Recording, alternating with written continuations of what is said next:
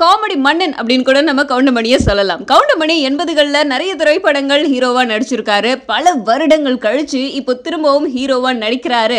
49 இந்த திரைப்படம் ஒரு மூலையா இருக்கு. அந்த திரைப்படம் ரிலீஸ் ஆக போகுது. இருந்தாலும் எப்போ என்ன அப்படிங்கிற விவரங்கள் நமக்கு தெரியல. அப்படி இருக்கும்போது அவருடைய இன்னொரு திரைப்படம் வெளியாக போகுது.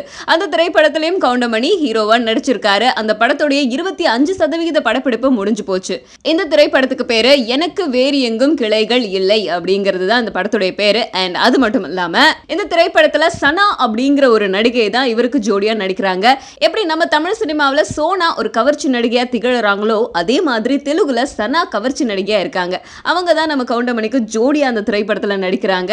அண்ட் இந்த திரைப்படத்துல கவுண்டமணிக்கு ஓப்பனிங் சாங்லாம் இருக்கு. பயங்கரமா டான்ஸ் எல்லாம் வேற ஆடுறாரு. பயங்கரமான அழகிகள்லாம் அவங்க கூட ஈக்குவலா ஆடுறாங்க. கவுண்டமணிக்கே உண்டான அவருக்கே உரித்தான நையாண்டி நக்கல் இது எல்லாமே கலந்ததாதான் இந்த திரைப்படம் இருக்கும் அப்படின்னு அஷ்யூர் பண்ணிருக்காங்க. சோ இந்த திரைப்படத்தோட ஏதாச்சும் ஒரு துணுக்கு கிடைக்குமா அப்படின்னு நாங்கெல்லாம் ரொம்ப வலவீசி தேடிட்டு இருக்கோம். அப்படி கிடைச்சதுன்னா கண்டிப்பா உங்ககிட்ட வந்து சொல்றோம். அது வரைக்கும் வெயிட் பண்ணுங்க.